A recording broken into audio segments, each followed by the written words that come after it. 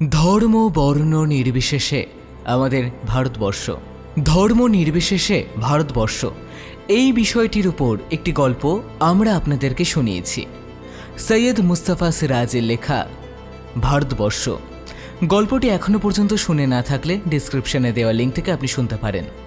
আজকের গল্পটির বিষয় বর্ণ নির্বিশেষে ভারতবর্ষ। আজকে গপ্পলেনে আপনারা শুনবেন সুনীল গঙ্গোপাধ্যায়ের লেখা নিউ ইয়র্কের সাদা ভাল্লুক। গল্প পাঠে আমি অঙ্কনশ্রী হালদার, গাড়ি চালক ও ভাল্লুকের চরিত্রে অনিরুদ্ধ শিকারী, গভর্নমেন্ট অথরিটি সাদা সাহেবের চরিত্রে অসিত নস্কর, নিগ্রোর চরিত্রে সৌরভ নস্কর, অন্যান্য চরিত্রে Aniruddha, Asit, Sourav, Tamalika, publicity designing Mita Dakua, sound designing team গপ্পলেন। সমগ্র পর্ব পরিচালনায় আমি অঙ্কনশ্রী হালদার। শুরু হচ্ছে আজকের গল্প সুনীল গঙ্গোপাধ্যায়ের লেখা নিউ ইয়র্কের সাদা ভাল্লুক।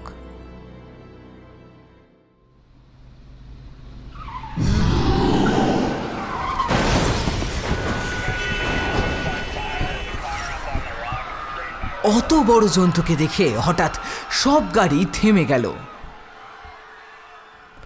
নদীর অনেক নিচ দিয়ে সুড়ঙ্গ, সে সুড়ঙ্গ দিয়ে নিউ ইয়র্ক শহরে ঢুকতে হয়। সুড়ঙ্গের মধ্যে ধপধপে শ্বেত পাথরে বাঁধানো চওড়া রাস্তা, নিয়ন আলো জ্বলছে। কে বলবে মাথার উপর দিয়ে বয়ে চলেছে বিশাল চওড়া আর গভীর নদী। মোটর গাড়িগুলো ঘোরানো রাস্তা দিয়ে ঘুরতে ঘুরতে নেমে যায় সুড়ঙ্গে, তারপর নদীর নিচে রাস্তা দিয়ে একবারও না থেমে পৌঁছে যায় নিউ ইয়র্ক শহরে। ও রাস্তায় গাড়ি থামানো নিষেধ, কিন্তু ওই বিশাল জন্তুটাকে দেখে সব গাড়ি থেমে গেল সার দিয়ে। কত রকম হর্ন আর ভেপুর আওয়াজ হতে লাগলো। পিছনের গাড়ির লোক তো কিছুই দেখতে পাচ্ছে না। তারপরে সবাই দরজা খুলে বেরিয়ে পড়ল। দূরে সেই বিরাট সাদা জন্তুটা প্রায় সারা সুড়ঙ্গ জুড়ে রয়েছে। দেওয়ালের দিকে মুখ ফিরিয়ে কি যেন দেখছে। বোধহয় চকচকে দেওয়ালে নিজের মুখ দেখতে চায়। অত দূর থেকে ওটা যে কি জন্তু তা ভালো করে চেনা যায় না, কিন্তু নদীর নিচে রাস্তা বলে প্রথমে মনে হলো কোনো জলজন্তু, কাছেই সমুদ্র, বুঝি কোনো অতিকায় সামুদ্রিক জীব। তাহলে কি সুড়ঙ্গ ভেঙে ঢুকেছে?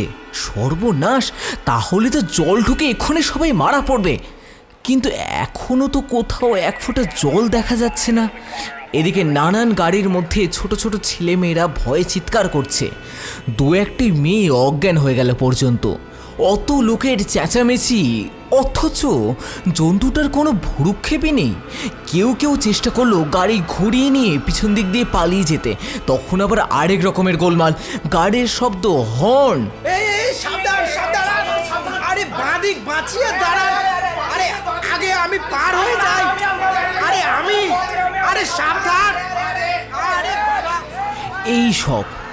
তারপর হঠাৎ দেখা গেল জন্তুটা অদৃশ্য হয়ে গেছে কোথাও।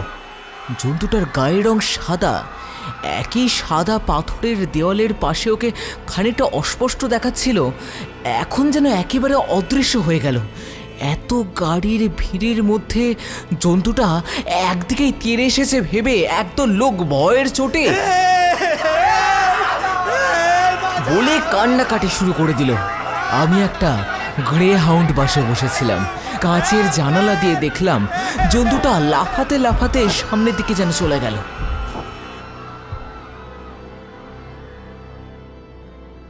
পরের দিন সকালে আমেরিকার সব কাগজের হেডলাইন, নিউ ইয়র্ক শহরে অদ্ভুত প্রাণী। সব কাগজেই আফসোস করে লিখেছে, ইস, এতগুলো মানুষ ছিল ওখানে, কেউ একটা ছবি তুলে রাখতে পারলো না। ক্যামেরা তো প্রায় সব আমেরিকান মোটর গাড়িতেই থাকে, তখন জন্তুটার একটা ছবি তুলে আনার কথা কারোর মনে এলো না। সেই সঙ্গে বেরোলো অনেক গাঁজাখুরি গল্প আর প্রত্যক্ষদর্শীদের বিবরণ। কেউ বলছে জন্তুটাকে দেখতে একটা বেড়ালের মতো, তবে প্রায় দোতলা সমান উঁচু। কেউ বলছে না না না, ওটা একটা গরিলা। একজন বলছে একটা নয়, ওখানে তিনটে ছিল অন্তত। হাতি আর জিরাফ মেশানো এক ধরনের বিভৎস প্রাণী। আবার কেউ বলছে ওটা গরিলা নয়, আসলে কমিউনিস্টদের গেরিলা বাহিনী ছদ্মবেশে এসেছে। আমেরিকার সবচেয়ে বড় খবরের কাগজ নিউ ইয়র্ক টাইমস ছাপা হয় 120 পাতার। তার অর্ধেক জুড়েই এইসব কথা, সেই সঙ্গে টেলিভিশন আর রেডিওতেও কান ঝালাপালা। আসল সত্য কেউ বলে না। আমি যেটা দেখেছিলাম ওটা একটা সাদা ভাল্লুক। কি করে ওখানে এলো তা কে জানে। 3 দিন পর আবার ওর খোঁজ পাওয়া গেল, এবার ছবি সমেত। নিউ ইয়র্ক শহরের বাইরে 2 তলা 3 তলা রাস্তা আছে। তার মানে একটা রাস্তা, তার মাথার ওপর দিয়ে একটা রাস্তা, তার মাথার ওপর দিয়ে আর একটা রাস্তা। সেই রকম একটা 3 তলার রাস্তার রেলিং ধরে 2 তলায় দোল খাচ্ছিল ভাল্লুকটা। ধপধপে সাদা রং, বিশাল চেহারা, মুখখানা হাসি হাসি। ভাল্লুকটা কাউকে তাড়া করেনি, কাউকে মারেনি, কিন্তু ভয়ে মোটর গাড়ি অ্যাক্সিডেন্ট করে ওখানেই 10 জন লোক মারা গেছেন। সেই সময় ভাল্লুকটা আবার কোথায় অদৃশ্য হয়ে যায়। এরপর তো আর শহরে অন্য কোনো কথা নেই। কি করে এলো ভাল্লুকটা? কেউ বলল উত্তর মেরু থেকে এসেছে ক্যানাডা পার হয়ে, কেউ বলল অত বড় ভাল্লুক নেই, তাও সাদা ভাল্লুক। অনেকে আবার ভাল্লুক চোখেও দেখেনি। আমাকে 2 জন জিজ্ঞাসা করলো ভাল্লুকের লেজ আছে কিনা, ভাল্লুক কী খায়, এই সব। যেন আমি ভারতবর্ষ থেকে এসেছি বলে সব বিষয়ই জানি। আসলে তো কিছুই জানি না।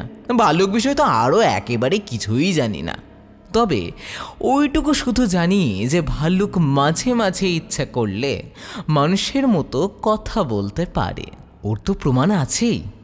বাহ, সেই যে 2 বন্ধুর কথা পড়েছি, বনের মধ্যে দিয়ে 2 বন্ধু যাচ্ছিল, হঠাৎ একটা ভাল্লুক এসে পড়ায় এক বন্ধু তাড়াতাড়ি করে গাছে উঠে গেল, প্রাণ বাঁচালো। আর আরেক বন্ধু যে গাছে চড়তে জানে না, সে মরার মতো শুয়ে রইল মাটিতে। তখন ভাল্লুক এসে তার কানে কানে বলল, যে বন্ধু বিপদের সময় তোমাকে ফেলে একা গাছে উঠে যায়, তাকে আর কখনো যাই করো বিশ্বাস করো না।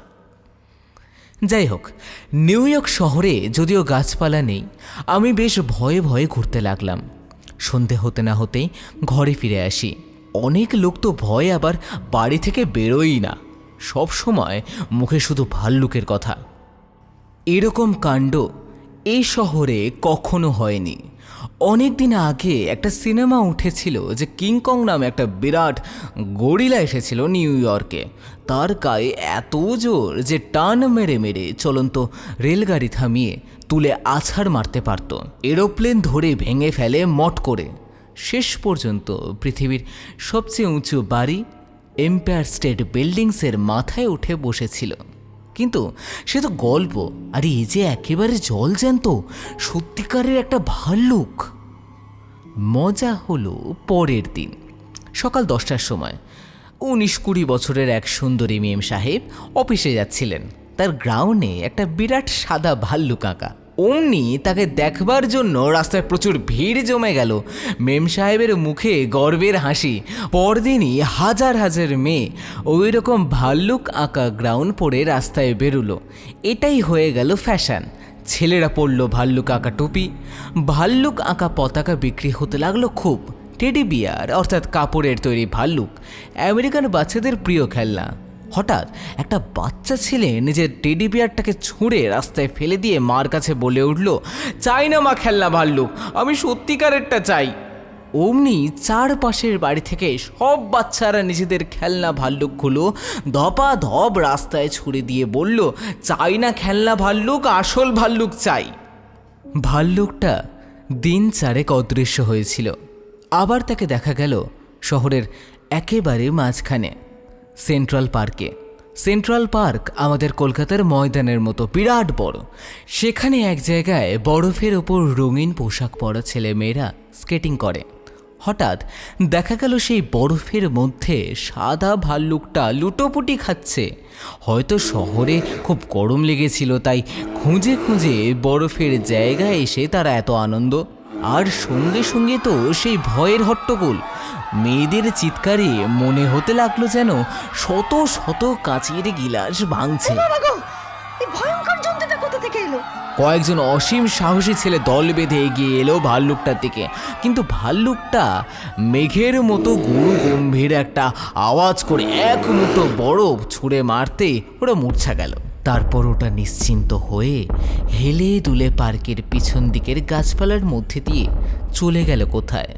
এবার গভর্নমেন্টের টনক নড়ল। সত্যি এরকম একটা বিপজ্জনক জন্তুকে শহরের মধ্যে এরকম ঘুরতে দেওয়া তো নিরাপদ নয়। কখনকার ক্ষতি করে, একে ধরতেই হবে। সারাক্ষণ সাইরেন বাজিয়ে ঘুরতে লাগলো পুলিশের গাড়ি, আকাশে উঠতে লাগলো এরোপ্লেন ভাল্লুকের খোঁজে। টেলিভিশন কোম্পানির লোক দলে দলে ক্যামেরা নিয়ে ঘুরতে লাগলো যদি এমন একটা অভূতপূর্ব ব্যাপারের ছবি তুলতে পারে। শহরের মেয়র ঘোষণা করে দিল, যে কেউ এই ভাল্লুকটাকে গুলি করে মারতে পারবে সে $10,000 পুরস্কার পাবে। সঙ্গে সঙ্গে প্রতিবাদের ঝড় উঠল। কেন ভাল্লুকটাকে মারা হবে? ওকে জীবন্ত ধরা উচিত। মেরে ফেলা অন্যায়, অত্যন্ত অন্যায়। ও তো সত্যিকার ক্ষতি করেনি এখনো। তাছাড়া আমেরিকার প্রেসিডেন্টের বাণী আছে, জাতি ধর্ম নির্বিশেষে যে কোনো দেশের অধিবাসীর স্থান আছে আমেরিকায়। হ্যাঁ, তাছাড়া ভাল্লুক কি একটা জাত নয়?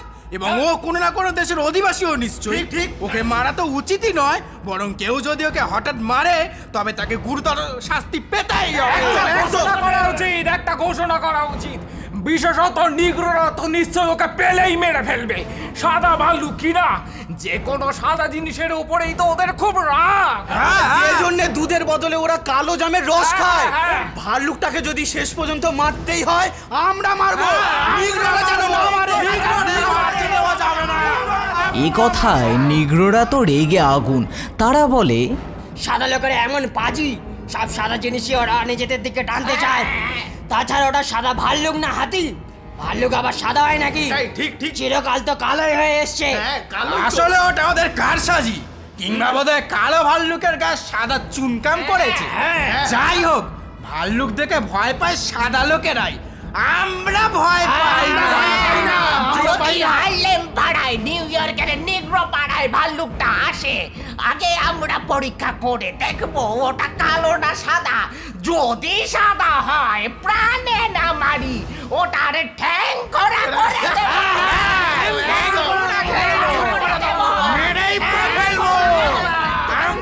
এরপর ভাল্লুকটা সম্বন্ধে অনেক খবর আসতে লাগলো, কিন্তু কোনটা সত্যি কোনটা মিথ্যে তা বলা মুশকিল। একজন বুড়ো মিস্ত্রি বলল সে ওটাকে দেখেছে রাত 1:30টার সময় শহরের উত্তর এলাকায়। আবার আরেকজন দোকানদার বলল সেই দিনই রাত 1:30টার দিকে ওটাকে দেখেছে নাকি দক্ষিণাঞ্চলে। দুটো জায়গার মধ্যে অন্তত 15 মাইলের তফাৎ, সুতরাং একই সময় দেখা যাবে কি করে। আবার এক ভদ্র মহিলা রাত্রিবেলা এক বাক্স কেক নিয়ে আসছিলেন। হঠাৎ কে ওটা তার হাত থেকে নাকি কেড়ে নেয়। ভদ্র মহিলার ধারণা ওটা ভাল্লুকটারই কাজ। ভাল্লুকটার দেখা পাওয়া যাক আর না যাক, ওটাকে কেন্দ্র করে সাদা লোক আর নিগ্রোদের মধ্যে নতুন করে ঝগড়া বেঁধে গেল। নিউ ইয়র্কের মাটির তলা দিয়ে যে ট্রেন যায় তার নাম সাবওয়ে। সেখানে রেলগাড়ির কামরায় নিগ্রো আর সাদা সাহেবের মধ্যে তর্ক হচ্ছিল ভাল্লুকটাকে নিয়ে। সাদা সাহেব বললেন, ভাই, সাদা ভাল্লুকটাকে মেরে লাভ কি? তাছাড়া কালো সাদা এইসব তফাৎ করা এখন উচিত নয়। আমেরিকাতে আমরা সবাই সমান হয়ে গেছি। পুরনো কথা ভুলে এসো আমরা বন্ধু হয়ে যাই। এই চুপ রাও। নিগ্রোটি বললেন, এখন মুখে খুব সাধু পুরুষের মতো কথা বলা হচ্ছে। তফাৎ যদি নাই থাকবে তবে তোমরা কথা বলার সময় সাদা ভাল্লুক বলছো কেন? সাদা ভাল্লুক বলছো কেন? শুধু ভাল্লুক বলতে পারো না? আমরা কি আমাদের ভাল্লুককে কালো ভাল্লুক বলি? না শুধু ভাল্লুক বলি? সাদা জাতটাই এরকম খারাপ। হেৎ, ধুর। এই মুখ সামলে কথা বলো, জাত তুলে কথা বলো না বলছি। বেশ করব। কি করবি তুই? বেশ করব। এই খবরদার। তবে রে, হ্যাঁ? বেশ করব। কি করবি তুই? হ্যাঁ? তবে রে, হ্যাঁ? এর জাত তোলে খবরদার। কি করবি তুই? আমি কি করবো? কি করবি? কি করবো? কি করবে? ভাবছিস মানে গলায় হাত তুলে দে। মারবো মানে তুই জাত তুলবি কেন? তুই জাতটা তুলবি কেন? খবরদার। আঙুল তুলবি না। আবার জাত তুলে। জাত মার। তারপর আরম্ভ হয়ে গেল মারামারি। এরকম মারামারি ছড়িয়ে পড়ল সারা শহরে। নিগ্রো আর সাদা লোকে দেখা হলে লড়াই শুরু হয়ে যায়। ভাল্লুকটার দিকে আর পাত্তা নেই। তবে ভাল্লুকটাকে পেলে সাদা লোকেরাই নিগ্রোদের আগে এবং নিগ্রোরা পেলে সাদা লোকেদের আগে ওটিকে খুন করবে তা প্রকাশ্যে বলতে লাগলো। আমি পড়লুম মহা মুশকিলে। আগে ছিল ভাল্লুকের ভয়, এখন হলো মারামারির ভয়। যেখানেই দাঙ্গা শুরু হোক আমার মার খাবার সম্ভাবনা প্রখর। আমার গায়ের রং সাহেবদের মতো ফর্সাও না, নিগ্রোদের মতো কালোও নয়। আমাকে হয়তো দুদলই মারবে। আমার সাদা আমেরিকান বন্ধুরা বলতে লাগলো, তোমার ভয় কি, তুমি তো আর কালো নও। আবার নিগ্রো বন্ধুরাও বলতে লাগলো, তুমি তো আর সাদা লোক নও। এই দুটোর কোনোটা শুনেই আমার নিশ্চিন্ত হবার কথা নয়। তারপর ভাল্লুকটার সঙ্গে আমার দেখা হয়ে গেল হঠাৎ। একদিন আমি সিনেমা দেখতে গিয়ে ঘুমিয়ে পড়েছি।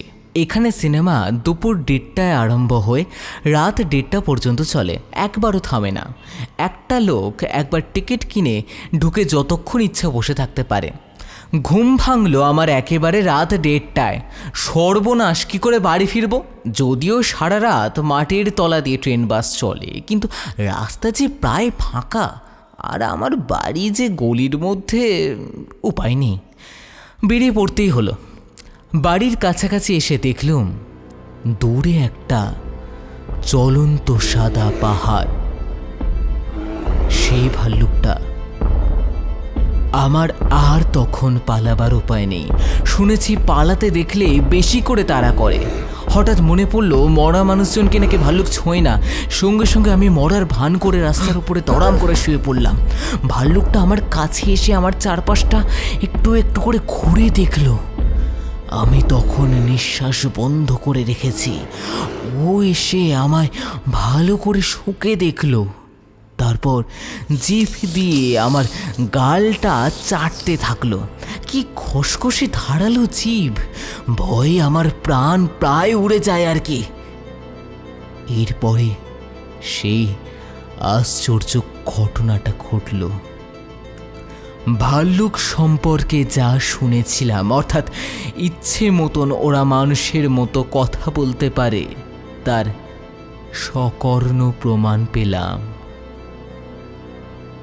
ভাল্লুকটা বলল, বলো না, এমন ফর্সাও না, কালো না, চামড়া কোন দেশে হয়? আমি চুপ। শিগগিরই বলো, তুমি যে মরনি আমি জানি। বেশি ইয়ে করলে কামড়ে দেব। তোমার দেশ কোথায়?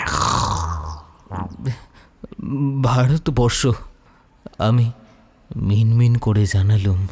ভারতবর্ষ? সে দেশে সব লোকের এমন চমৎকার গায়ের রং হয়? শুধু ফর্সা আর শুধু কালো লোক দেখে দেখে চোখ পচে গেল। তোমাদের দেশের সবারই গায়ের রং এমন? আমি তাহলে এদেশে আর থাকবো না, ভারতবর্ষেই চলে যাব। চলেই যাব। তোমাদের দেশেই আমার ভালো লাগবে। ওখানে মধু খাবার জন্য মৌচাক আছে তো? হ্যাঁ, অনেক। বাহ, আমি ভারতবর্ষেই যাব তাহলে। এ মারামারি দেশে থাকবো না। তুমি কবে নিজের দেশে ফিরবে? ওখানে গিয়ে তোমার সঙ্গে আমার দেখা হবে।